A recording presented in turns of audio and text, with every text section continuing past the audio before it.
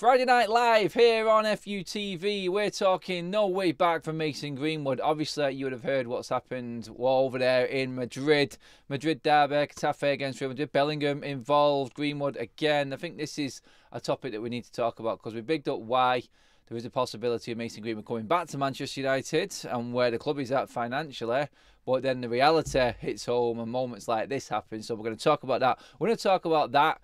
And obviously Rashford with James, who is on the show with us tonight. James, good to have you back on, mate. How are you feeling? Especially after last night. It's got to be a bit of a buzz in the air, is it not?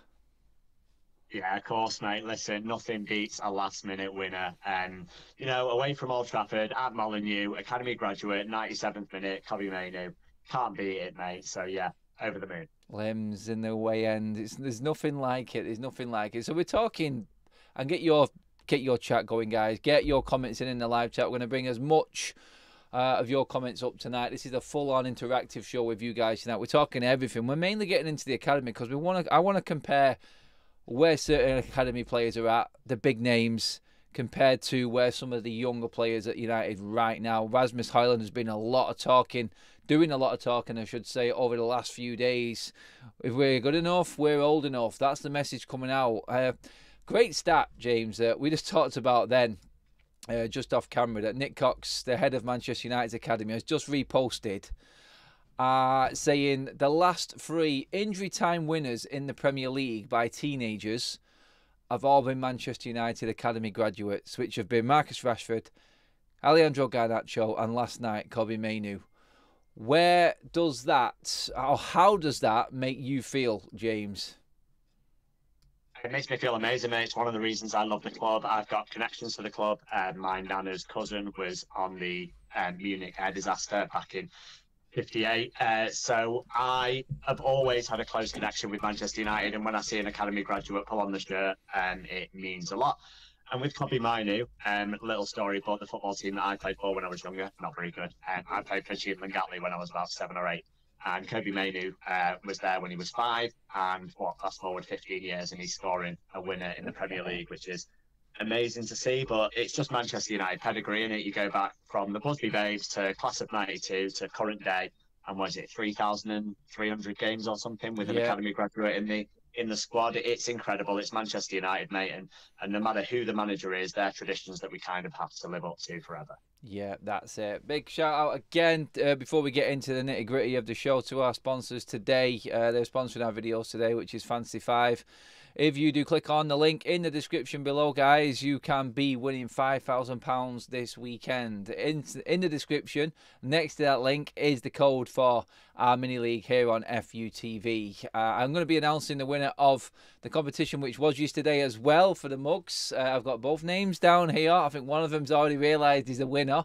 So he's already got a little bit of a comment going in on the channel as well there. But James, the competition yesterday, so you know, was who was going to score Manchester United's first goal against Wolves yesterday and in what minute. And it was a case of who comes closest to the minute with the right name, obviously. There was an option for no goal at all, which a lot of people actually looked at. We were going to roll it over to West Ham, but hey, we scored 4 goals. That on its own this season is a bit of an event for Man United. It really is. But I want to talk Mason Green. Obviously, a guy who is on the pitch doing bits now, James, and looks like he is getting on with his life over there in Madrid. I'm pleased that he's actually getting on with it. He looks good. He looks sharp. He looks stronger.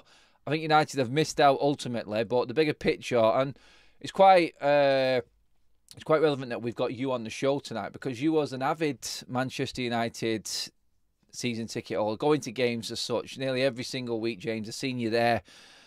Just explain to people the story behind why you stopped going to Old Trafford, which was it earlier this season or was it late last season? Sorry, James, now. It was literally earlier this season. The last game I attended was ironically Wolves at home, where we won and obviously probably should have conceded that penalty when Onana flattened their player. But that was that was the last time I've been to Old Trafford to watch a game. I've been there since to do protests and stuff, and then come home before the match kicks off. But yeah, I gave up my ticket. I basically stopped funding the club.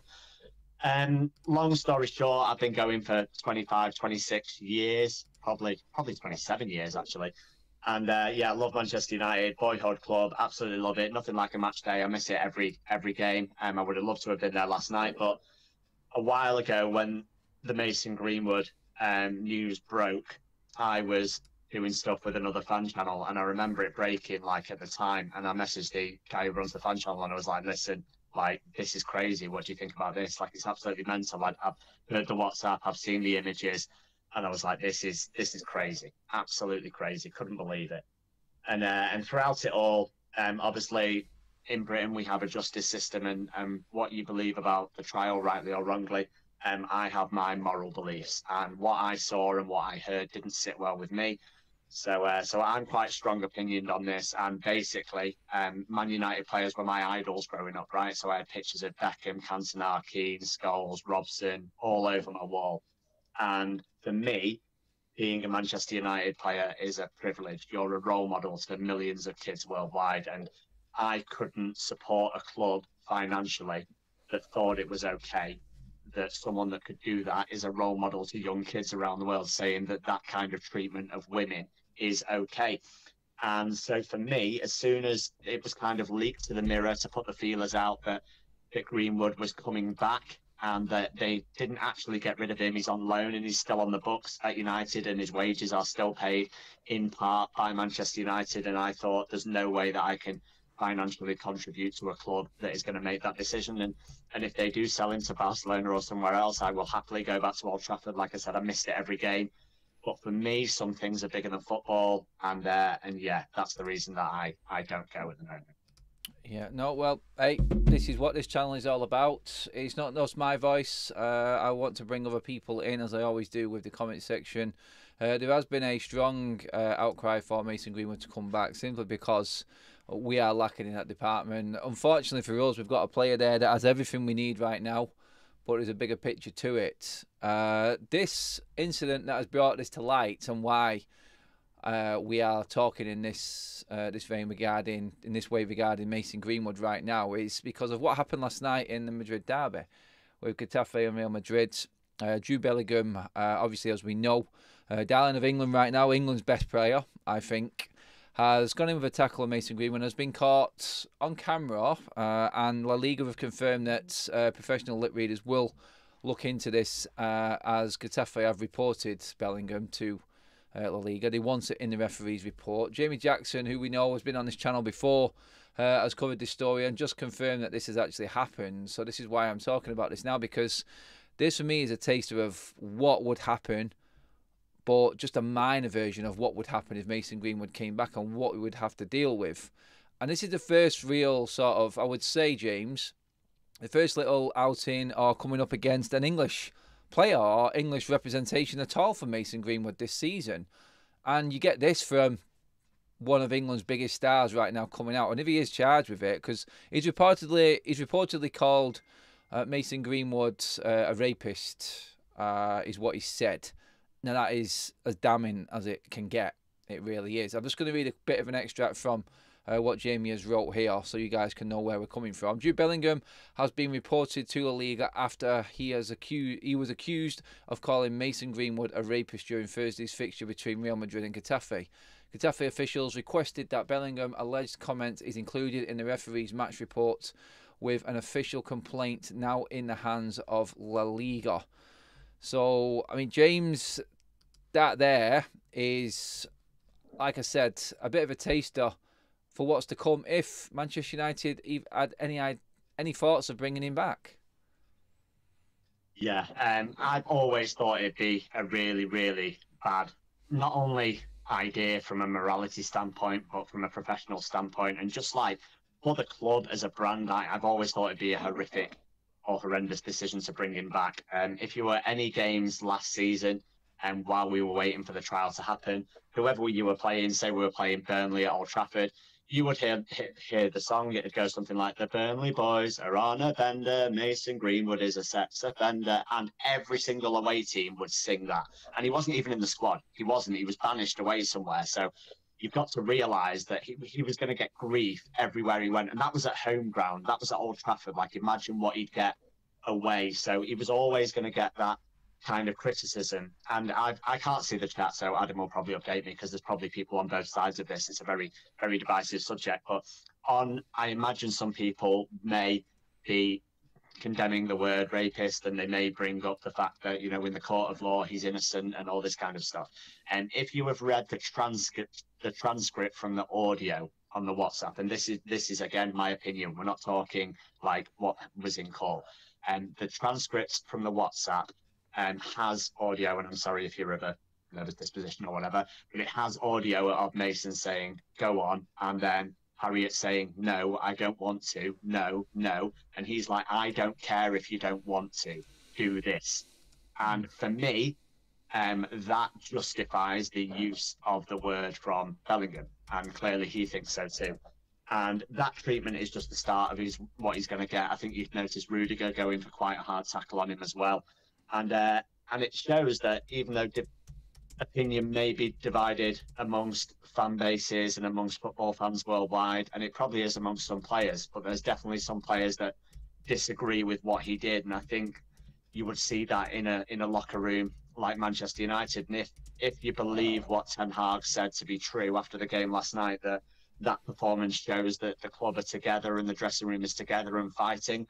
And the very notion of a character like Mason Greenwood coming back in and disrupting that doesn't sit well. So, yeah, I mean, the whole situation for me, he's just better off out of the club. But yeah, we'll see what happens with the Bellingham thing. It looked pretty clear to me. I'm not a lip reading expert, but it did look like that was what word he said. So we will see what comes of it. But in a world where someone can call someone something and get charged, but the person that commits the offence doesn't actually get charged, then yeah, I think the world's a bit messed up, to be honest. Yeah, that is clearly a situation Manchester United, and what is important in this as well, I'm not just saying this because it's more important than what's actually happened, but Manchester United on the verge of a significant, huge takeover from Ineos, or 25% stake share in Manchester United from Ineos.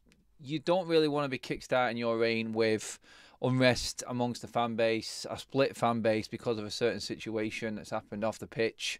It's a difficult situation as it can be at Manchester United already. And I've said this many a times, James. I've said, come the summer, Manchester United have got a lot of work to do behind the scenes with a lot of players in different circumstances.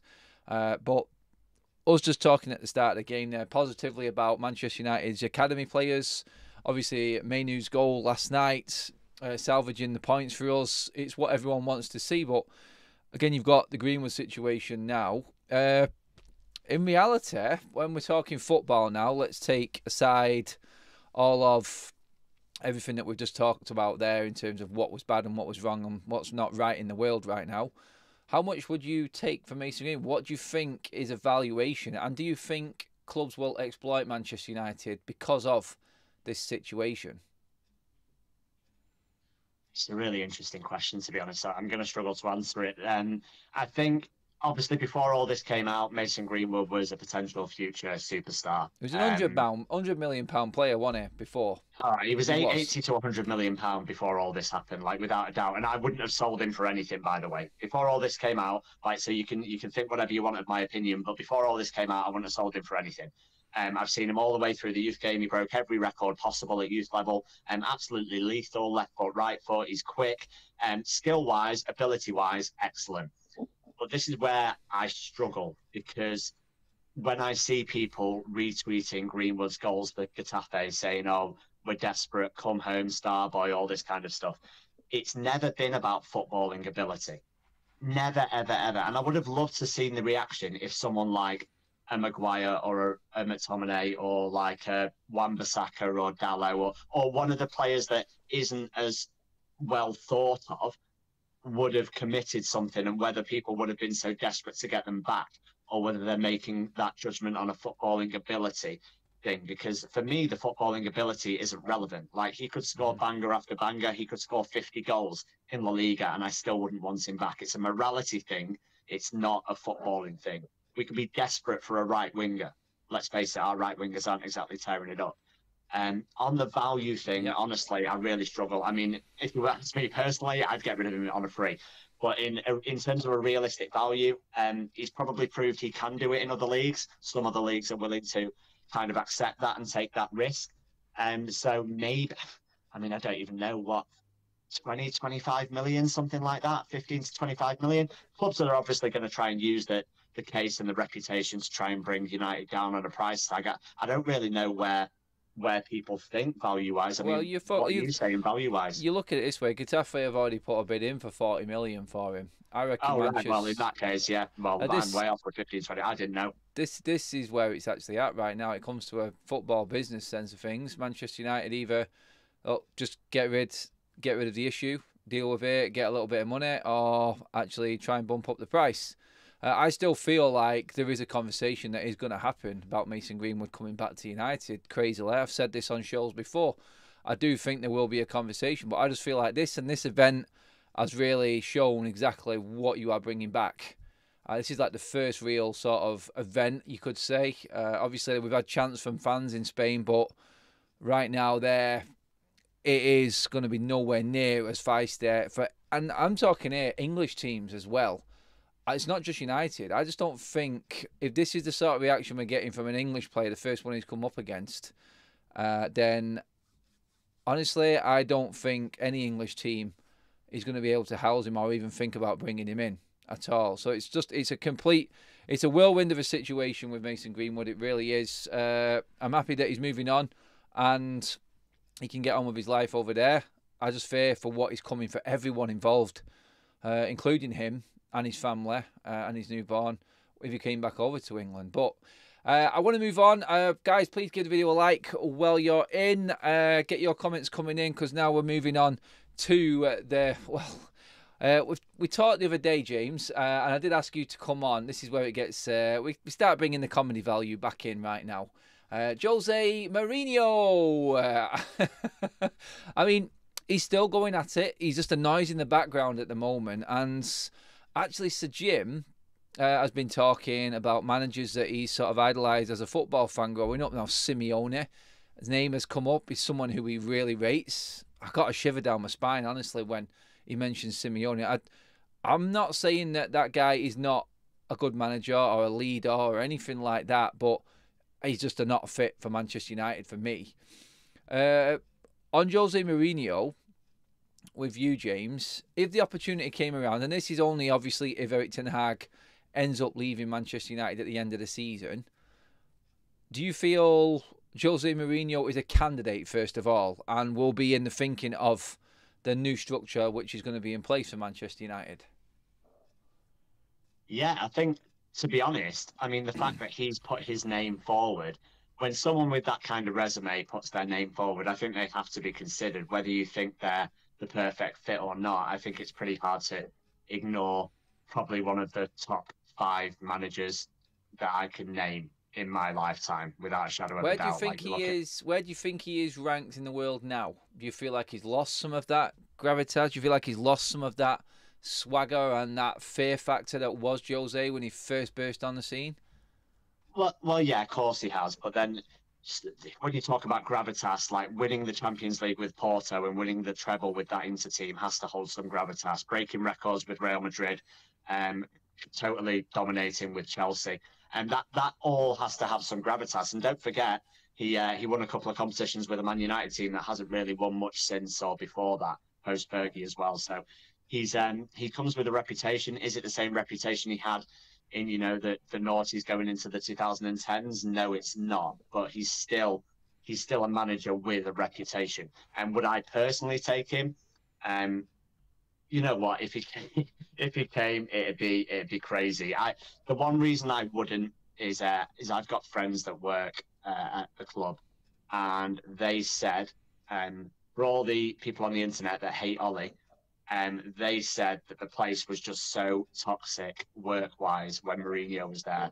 And when Ollie was there, it probably fits the rhetoric of, nice guy, but everyone was smiling and stuff at work every day. Like, literally, the atmosphere when Mourinho was in charge was completely different to the atmosphere when Ollie was in charge. And I think he he does rub people up the wrong way, but you do get that with someone of that stature. He's got a massive ego. He's got a right to have a massive ego. He's done world-class things. Like I said, he's one of the top managers that I can name in my lifetime. But it came out of left field, to be honest. I was at Wednesday night, and Adam messaged me and was like, "Are you free to come on the show?"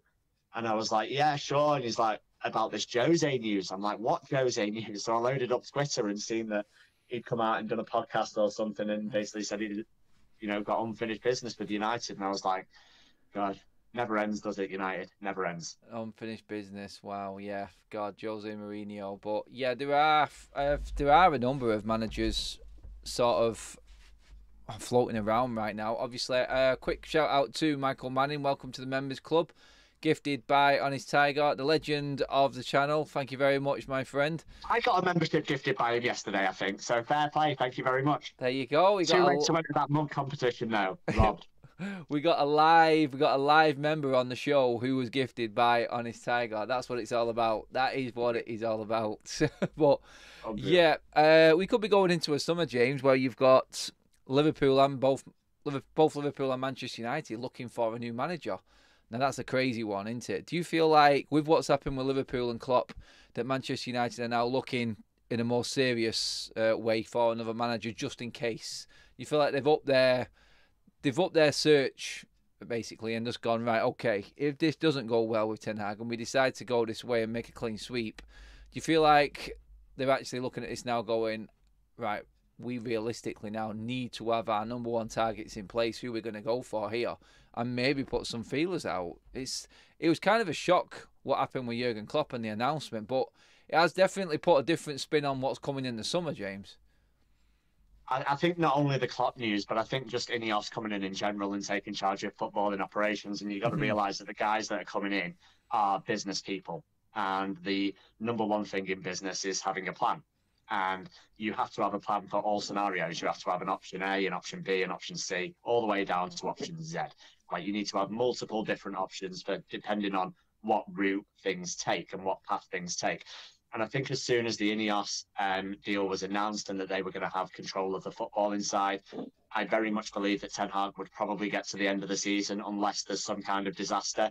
And then there would be an evaluation on his job there. Could he take the club forward with what Ineos were going to bring in alongside the Glazers, or could he not? And then they would make that decision there. And the Klopp news just came, out of left field. I mean, he stayed at Mainz for about that amount of time, Dortmund for 7 years, Liverpool, I think he's 9 years this season. So it probably was coming from that point of view. But when you look at, I didn't see Liverpool coming back. I'm on multiple platforms saying that Liverpool had really struggled this season. I didn't think they'd addressed the midfield problem in the right way. I didn't think Trent was going to be as good at right back as he was, and because I didn't think their midfield would work with him, I thought they'd struggle for top four. I really, really did. Klopp has turned that team around. I do think they're in a bit of a false position because I don't think they're playing as well as that, but they're definitely one of the best 2 or 3 teams in the league. And Klopp's worked absolute wonders with them this season. And unfortunately, because I hate them as a club, but they are serious title contenders this season. And that's the shock for me. Like, does Klopp want to go out on a high? Because this team it's not exactly old, is it? He's built a team. I know Salah's and Van Dijk are coming to the end, but the rest of them, he's brought in replacements. He's basically replaced the front 3.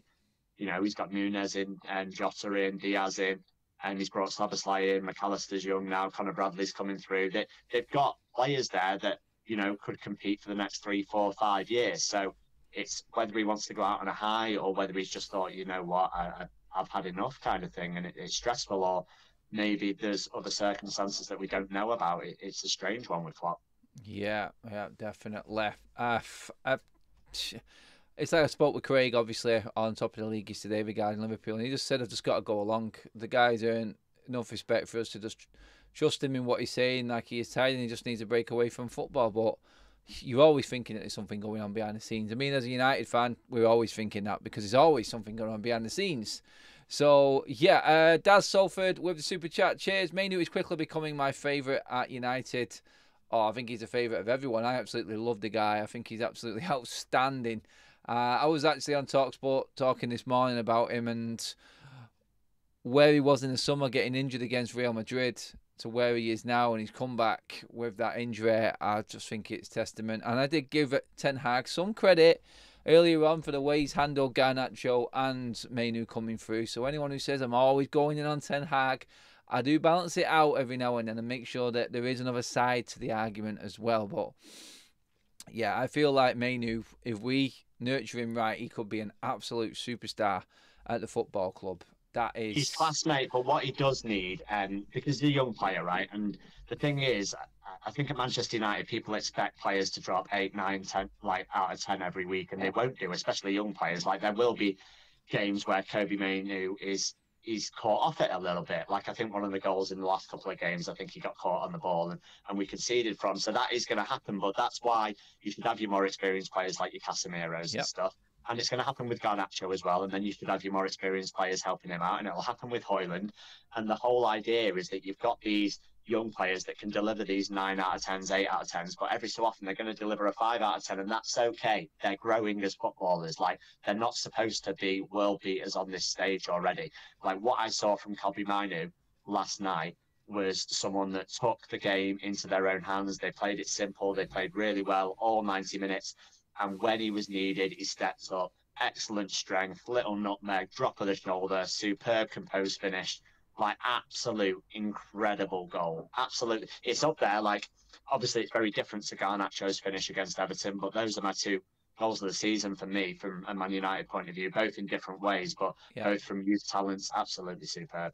Yeah, definitely. David Duncan, welcome to the Members Club, my friend. Donated by our man, General Foodie. Hope you're doing well, pal. Thank you so much, General Foodie, and welcome to the Members Club. Legend that is David Duncan.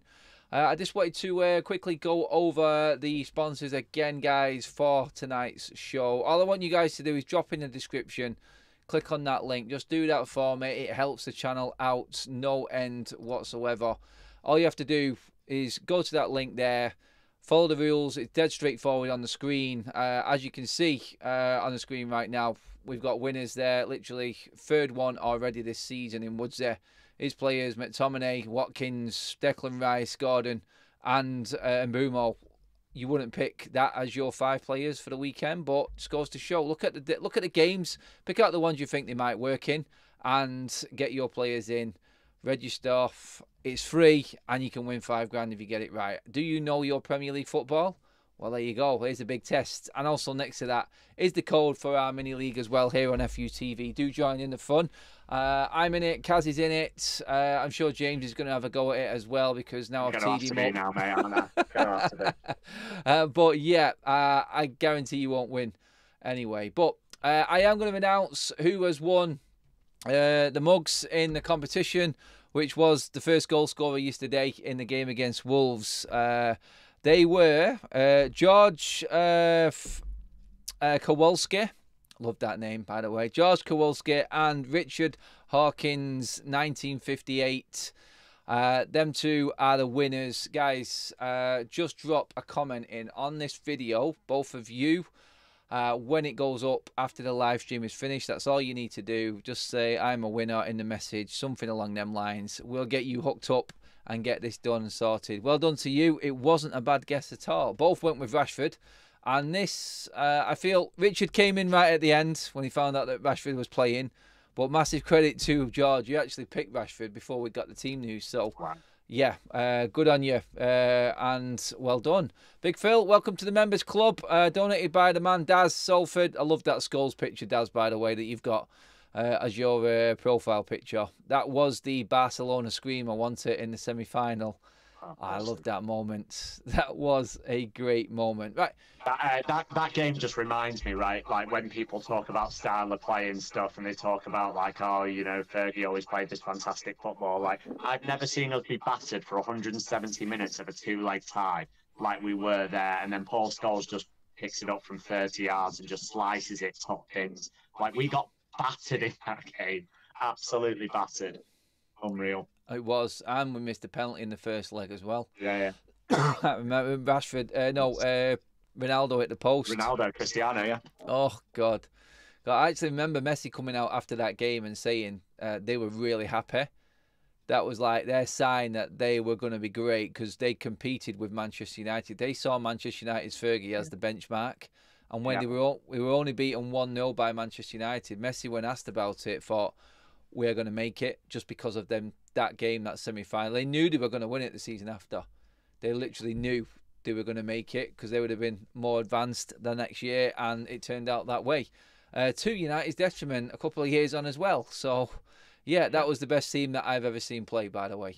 Pep's Barcelona side. They were so on that, on a side note, I got like one of these things popped up on Twitter or Instagram a while ago, and it listed all the great midfielders of like the last 20 years, and it said pick your ideal midfield three out of these, and it had, you know, it had Cruz, Modric, Iniesta, Xavi, Busquets, Pirlo, you know, Makelele. It had all the greats that you can possibly name, right? And in the comments, I was like, for me, the Man United team of 2008 is the best Man United team I've seen in my lifetime. That team is, I think it's better than the 99 team. That team could not get near the Barcelona team of 09 and 11. Like, it couldn't get near them. So for me, out of all the combinations you can pick, the best midfield I've ever seen is Xavi, Iniesta, and Busquets. Like, it's not even quite like you could try and replace one of them and say, oh, Cruz is a better passer than so-and-so. Casemiro's a better destroyer than like the Busquets, but for me, like those three as a three are just like unplayable. Yeah, I mean, Busquets was, oh god, he's so annoying because he was so good. It was really hard. It was really hard, but yeah, it was for me. You just can't get away from that team. It won everything, and no one could touch him. No one could touch them, and that is the clear sign for me as to who the greatest team was. I've got a bad echo all of a sudden on your end there, James. People are saying. I don't know why. Sorry. Why that would be, actually. I have no idea why that would be. I'm just going to double check to make sure. Apologies. Nothing. But what I'll do, I'll just mute James while I'm talking now. So there shouldn't be an echo now. If you guys can just check. I'll just have to remember to unmute James before we actually start speaking again. Otherwise, he's going to look quite funny. But yes, I'm just getting messages sent through to me now just to make sure. Let me just see. Yeah, everything was all right before, so I don't know why it has changed, but we'll just keep an eye on it and make sure that everything is okay. But yeah, I wanted to move on to get your thoughts on Marcus Rashford, James, because I've said I want to sell him in the summer. I'm done. I feel like we need to move past it. I know you're quite keen and close to the youth team. I just feel like for what he's done and everything continuously that he's done, I do feel like he's disrespected the fan base, and I'm sticking to my guns on that. I am. I want him to do well from now until the end of the season, but purely in a sense that I want to move Marcus Rashford, and I think it's time anyway that we need to freshen things up. We quite clearly are not going to make it to the top where we need to be with Rashford in the team. So I feel, for me, sell him on. Let's move on. Let's rebuild again. I want to look forward with a different team. Your opinion on Rashford and what's happened, and would you sell Rashford if the right bid came in the summer, James? Never thought I'd say this, but probably would sell him. Probably. I don't know, though. I don't know. I've defended Rashford for years and years. I'm a huge Marcus Rashford fan, and I have been for years since he broke through in, 2015, with his goals off the bench in the Europa League, and then 2 in his debut against Arsenal. I remember being right behind that goal in the East Stand, and it was just going absolutely nuts. I really, really like him. He's from around the corner from my house, as I've said before. Like, I know his brothers reasonably well, his agents. I do really like Marcus Rashford. However, what I will say, I've defended him for a long time. I don't defend him in this scenario. Marcus Rashford should not have gone out clearly on that Wednesday and that Thursday when you've got training the following day. We all know that. That's unprofessional. Then Ten Hag stuck between a rock and a hard place because he's dealt with something in the public before, and now he's like, how do I deal with this one?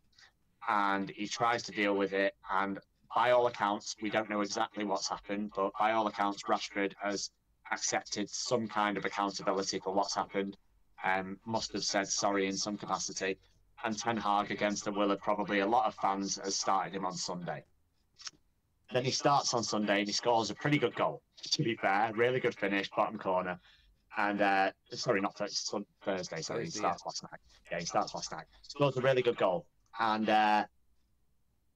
everyone, I see everyone going a bit mad or not happy that he scored because they kind of want him punished for what's happened. But I just want, like, people see football in different ways, right? But I have always seen my job as a football fan to be a supporter of Manchester United, right? That's what I've always seen, and I use it in every single argument and discussion I have, because when I see people being negative towards individuals, like out loud, in a space where they can hear, I'm always like, well, what impact does that have on the player, and does it make them better and more likely to perform well for the club? And with the Rashford thing, I'm just like, I don't see how, like, wishing him not to play well or not to score or not to do anything like that, how that helps Manchester United. So as soon as he scores, I'm absolutely buzzing. And we've talked about Rashford and Greenwood tonight. And I posted a tweet yesterday and I said, I think it's crazy how Rashford goes out on a drunken night out, which is admittedly wrong. And he comes back, he scores, and Twitter goes mental because they're annoyed at him. And Greenwood can beat his missus black and blue, score for Getafe, and half of the fan base seems to retweet it and think it's okay. And I just think there's a double standard, whether it's Rashford Greenwood, Rashford Sancho, like, things are being dealt with in different ways. And what I would say is the action of what Rashford did is wrong. The reaction is right, coming on and scoring and playing well. That's the right reaction to have, you know, taking accountability, not pinning a tweet where you disagree and say that, you know, this didn't happen and people have got favourites and all that kind of stuff. And then going forward, listen, Rashford hasn't been professional on numerous occasions, but I can't list a number of players at Manchester United that have been professional. I mean, if I go back to the 7-0 of last season, how many people unprofessionally threw in the towel? I remember a time when Paul Pogba got sent off because he didn't want to play. Bruno Fernandes basically walked off the pitch, or tried to walk off the pitch against Liverpool. People like Luke Shaw, who's a big favourite of mine, have been unprofessional at times and basically just not run. Scott McTominay, who I defend over and over again. I think, did we play Bayern and he just didn't track back at all for the goal? Like, people have shown moments of unprofessionalism, and I get that's not the same as drinking the night before a game, but if you're going to label unprofessionalism as a problem, then unprofessionalism as a problem has been rife at Manchester United since 2013, when there's been a lack of authority at the club. And someone the other day asked me about what they thought, or what I thought the issue was at Manchester United, because I said, you know, it wasn't the injured players. I think there's a lot more going on. And I said, listen, it goes back for ages, but there's a lack of a lot of things at the club. There's a lack of character, there's a lack of discipline, there's a lack of accountability, and all the way to the top in all managerial positions. There's a lack of decisiveness, and it's not just one thing. So with Rashford, I probably would see him gone in the summer. And if a good bid came in, and it's not one of these like the Greenwood situation where I just want rid of him at any price. I think if you want Marcus Rashford, the potential's there. You have to pay for Marcus Rashford. Because you've also got to realise, when it comes to cost and price and stuff, that branding plays a huge part in it. And whether people like it or not, Marcus Rashford kind of is Manchester United at the moment. And when you talk about his wage of 300 grand a week or 350 grand a week or whatever, you've got to think about how many kids want Rashford 10 shirts, and how many people are buying the boots that he wears, and how many people, you know, are coming to watch them play because Marcus Rashford is there and is their idol, and he's a pretty big brand at Manchester United at the moment, so that's going to come into the cost as well. So I'd expect a pretty hefty fee if we did sell him. Yeah, the thing is with Rashford and me right now, everyone knows my thoughts on what he's done. I think it's unacceptable. I think it's a disgrace. I think he's already had misdemeanors this season. I mean, for me, his reaction to liking Jadon Sancho's post and giving the fans the whole birdie song was enough for me. I don't think he was playing well. And where I was with Rashford, and this was before it actually happened in Belfast, and everyone can look back at it, I was actually outside Old Trafford with Saeed talking live about Marcus Rashford and talking about Ineos and their whole, we're putting football first. So the branding side of it and everything like that. I thought Marcus Rashford was the biggest test to prove that you are going to do that for me, because I feel like there is money in Rashford that we can invest back into Manchester United and get a better player that we need. I don't think Rashford is the man to take us to a title, which is what Ineos has said they are looking to do. Everything is earmarked to be better performances on the pitch. That's what it's all about.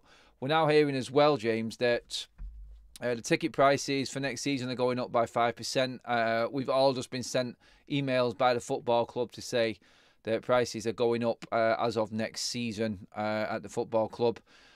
Now, straight away, everyone's like, oh, is it the club? They're going in again on prices. They're ripping the fans off. But if the football's right and we're being entertained every single week, I don't think an extra £2 a game, which it is working out to be, is too bad. If we know that that money is being invested back into the club for football infrastructure and not the Glazers' pockets, then fair enough.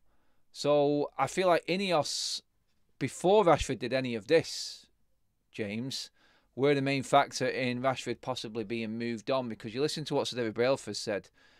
Players that are underperforming are gone. They don't get a chance. Berardi coming in, he's of the Manchester City mindset. He's coming in to do his job, and his reputation's on the line coming to Manchester United. He's not going to accept mediocrity. He's not going to reward mediocrity at all. There's going to be accountability, and if he sees an opportunity, you only have to listen to what he's said and how he's dealt with certain transfers and what transfers he said no to, James. And performances on the pitch do come into it now with Manchester United. So maybe our minds will actually switch to a more football based conversation rather than like what you just said there, because that's exactly how I would automatically feel about Rashford. He's too valuable, but I don't think he is now. I think we are turning a page here in how Manchester United are, and I think this, for me, forget about what Rashford's done. Inconsistent performances season in, season out, and never getting better than third in the league. I think that's enough. I think we need to change and rip up what was there before, squad-wise. And I think it starts this summer. I think Marcus Rashford will send a massive, massive signal to everyone else that you've got to be absolutely top-notch to make it at Manchester United, not just good.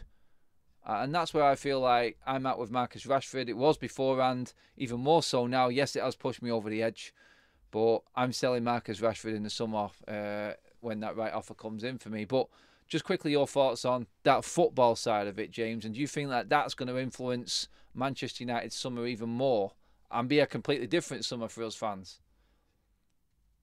Yeah, I don't disagree with a lot of what you said, to be honest, Ads. I think it's good points, well made. I think that Ineos coming in and Sir David Brailsford and Berardi coming in, I think it is going to have an impact on transfers. And if they do put footballing ability before the brand, then things are going to have to change. Because if you look at signings we've had recently, are we counting like injuries as not performing as well? Because in which case, then Malacia is probably out of the door as one of the recent signings. Anthony is probably out of the door.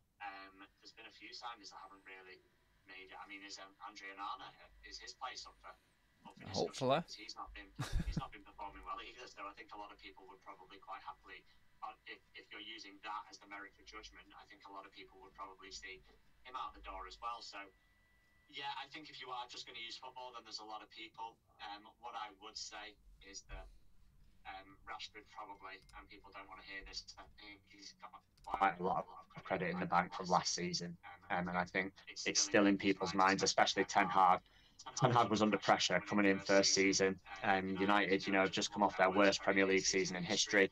Ten Hag comes in and he's brought some of his own players in, but there's a lot of pressure on him. And Marcus Rashford massively bailed him out last year. We got third in the league. We won a domestic cup. We got to another final of a domestic cup, and we got to the quarterfinal of a European Cup. So, and Marcus Rashford got 30 goals in all comps. So he massively bailed him out. So Ten Hag probably feels like he owes Marcus Rashford one. I'm not saying that's right. I'm not saying he should feel like that, but he's probably given Rashford a bit more leeway because he's basically the reason that he probably still has a job. I mean, this season it's been other players like Højlund's turning up and Garnacho and McTominay are probably helping Ten Hag keep a job at the moment. But I think that if Ineos do have as much of a say in the footballing side, then yeah, you probably are right that the likes of Marcus Rashford probably could be looked at. as an asset that they can afford to lose from a footballing point of view. The one point I want to make on the replacement for him is not every transfer is a success. And when you've got, we've not got unlimited funds like a Man City or like a Newcastle probably have, or a Chelsea. So if you're going to go and spend 60, 70, 80 million on a replacement, you need to be pretty sure that they're going to work. And we would have been pretty sure that Enzo Fernandez and Moises Caicedo would have worked. We would have been pretty sure that other players would have worked as well. You know, Darwin Núñez was being compared with Erling Haaland before he arrived, and Mudryk. You know, Arsenal were gutted to lose out on him. So there are people that have come for big money to the Premier League and have flopped. And you've got to remember that Manchester United comes with more pressure than all of those clubs combined. 100%. So replacing Rashford, like replacing De Gea, might seem like it's the correct thing to do, but bear in mind that it's a very difficult job. Yeah. No, totally got that. I think we just lost your signal a little bit there, James. Goals in the pressure of a Manchester United. Yeah. Sorry, mate. I think we just lost your signal a little bit. You're starting to break up. Doing that this season anyway. But I'm saying it's not as simple as, oh yeah, just go out and sign a better player and we automatically get a worldie. Yeah, that's it. So, sorry, James. Your signal was dropping in and out for a minute. Sorry, man. It's all right. It's all right. We got the end of that, but I did accidentally turn James's mic off earlier on, guys. So that was on me. But he was just saying he just definitely agrees with what I was saying in terms of Ineos and a different approach, and Marcus Rashford could be part of that. 100%. Ramo, welcome to the members club, my friend. I'm an honest tiger. He's not been beaten tonight. He's all over it. Another gifted membership. Thank you so much. Really appreciate all of your contributions as always, guys. So a quick one. Before we finish up, just a bit of a Friday night sort of game for everyone to play. Someone put in pay the internet bill in the chat, then I went pay instead of play. James, just confirm that you can hear me okay now. Let's check your sound's all right, bud.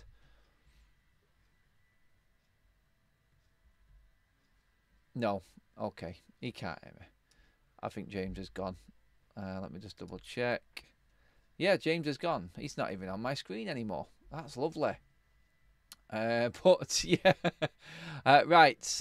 No James. He has disappeared off screen. So I'm just going to flick back across and finish up. Guys, James, I'll message him later and thank him. I think his internet just absolutely went on us there and completely sent him out. So we're going to go and finish with, if there was one player from an opposition team in the Premier League right now you would bring to Manchester United, who would it be? What player would you bring to Manchester United from an opponent, any opponent in the Premier League? Who would you bring in? Get in the comment section right now, guys. James is in the chat, by the way.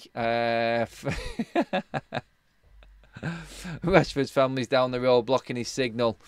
Cheers for that, Jimbo.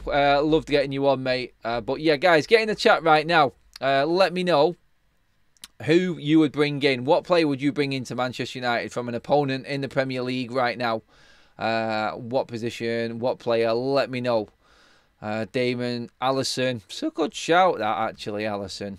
I didn't think about that. Ivan Toney, Mo Salah, Alisson again. Wow, Olise, Haaland, Kevin De Bruyne, Haaland, Saka, Kevin De Bruyne, Saka, Rodri, Saka, Haaland. It's horrible, isn't it? Because I wanted to see how many people would pick players that are from Liverpool and Manchester City as well. And yeah, you've all gone down that road, the obvious players.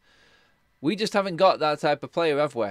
That's the difference for United right now. We haven't got that one world-class player, have we, in our team? We're still developing. I think that's where we need to look at this and actually go, you know what, we've got some young players coming through. If the structure is right and these players are given the room to grow, then we could develop our own players again, and that is what it is all about. Manchester United never brought in superstars.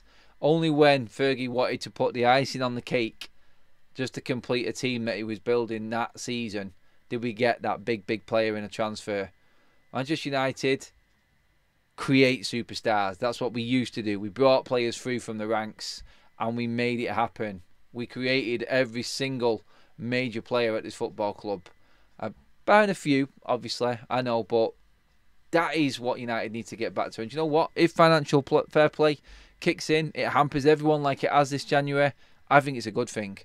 And it definitely benefits Manchester United because we're in a better position. If we get it right and we spend well, we recruit well, we will be ahead of everyone else because of the amount of money that this club can generate. So that's what I wanted to get up on. That's what I wanted to finish up on. Guys, that finishes the show. Thank you so much. All the new members, all the super chats. Guys, all I want you to do, please, just before you go, drop down into the description. Click onto the link for the Fantasy 5 fantasy game. Join our mini league. It's all there. All I want you to do is just click on it. Go and pick a team. Try and win yourself some money. It's free. You might as well do it. My team is in there right now. You can join the league. The code there for our league is there in the chat, in the description as well below, guys. They are sponsoring us today on the channel. Just want to say a massive thank you to them for their sponsorship. And guys, if you did click on it, everything that you do, obviously, it all supports the channel and we go on. I'm going to be back on the road tomorrow, guys. Live Outside is back in the morning, people. Or lunchtime tomorrow, I should say. I will see you there. Have a great rest of your Friday night. Enjoy. Crack open a few bevies. Get the feet up. And I will see you over the weekend. It's going to be a busy one. Hold on to your hats. Again, I'm going to be here, there, leading everywhere. Also, guys, get me up to that 200 like mark before you finish. So as you're just leaving, just hit that thumbs up button for me. Make sure you're on the subscribe button. We're on the road to 38k, guys. And I'll see you all